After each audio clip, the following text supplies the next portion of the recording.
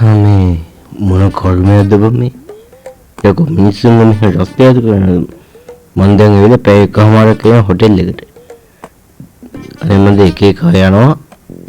අනික හැටි බලපන් මේ හොටෙල් එකේ. නේ මන්ද මදියේ බව මේ පුටුව.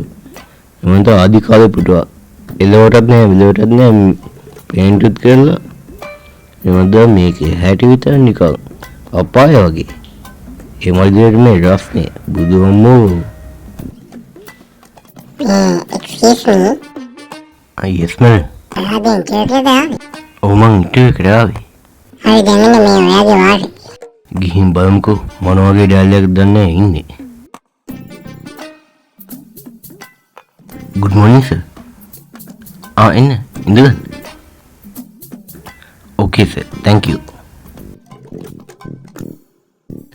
හරි එතකොට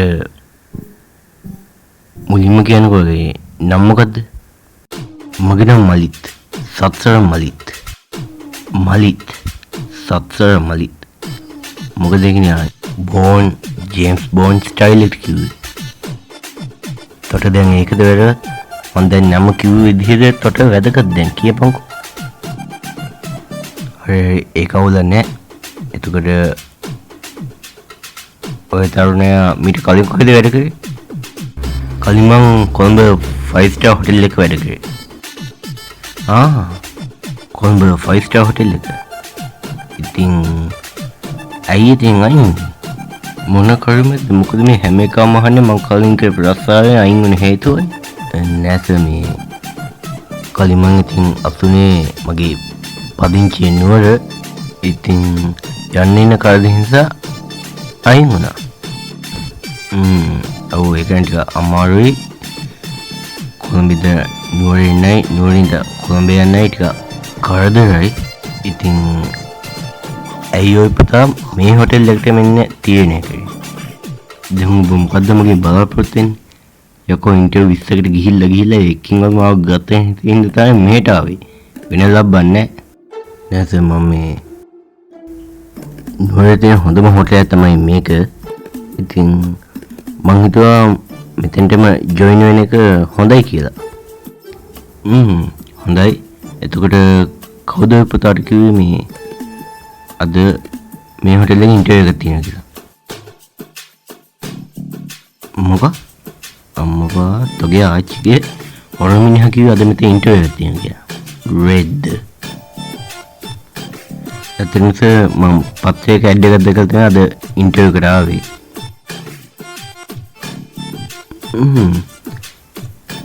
එතකොට ඔය පුතාගේ එක්ස්පීරියන්ස් කොහොමද? අවුරුදු 10ද? පුතාගේ අනාගත බලාපොරොත්තු මොනවද? මගේ අනාගත බලාපොරොත්තු ඉතින් හොඳ දක්ෂ චෙෆ් කෙනෙක් වෙන එක තමයි.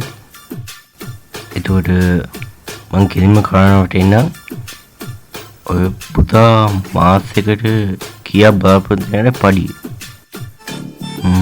පඩිය නම් මං 45,000 විතර බලාපොරොත්තු වෙනවා. ඊට අමතරව සර්විස් චාර්ජ් OT 45ක් සර්විස් චාර්ජ් OT එක. මෙහෙමයි පුතා මං අවංකව කතාව කියන්න. අපේ හොටෙල් එකට කවුරු ගත්තත් එයාට කොච්චර එක්ස්පීරියන්ස් තිබ්බත් අපි මුලින්ම අවුරුද්දක් එයාව ට්‍රේනින් විදිහට තමයි ගන්න පුතා. ඒ කියන්නේ ඒගේ වයස එක්ස්පීරියන්ස් එක කොහෙද වැඩ කරේ ටික මුකුත්ම අදාළ කරගෙනද එයාව අපි මුලින්ම ට්‍රේනින් තමයි ගන්නෙ. ඉතින් ට්‍රේනින් ගත්තම මූලික පඩිය 15,000යි. ඉතින් අවුරුද්දක් යනකම් ඒ පඩියම තමයි අපි. එතකොට ඒ කාලය තුළ සර්විස් චාර්ජ් OT ගෙවන්නේ නැහැ අපි. ඉතින් පැය 9ක වගේ ෂිෆ්ට් එකක් තියෙනවා දවසට. සමහරවිට අපිට වැඩිපුර වැඩ ගන්න වෙයි. ඔයා මොකද කියන්නේ?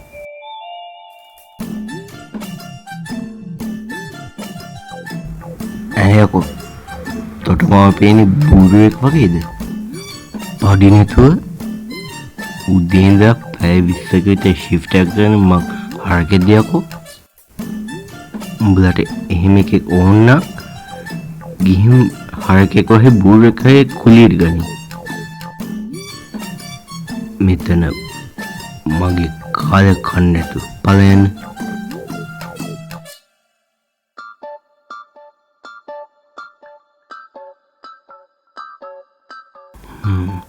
මිස් රෝසි ඊළඟ එක ගැන කතා කරන්නකෝ.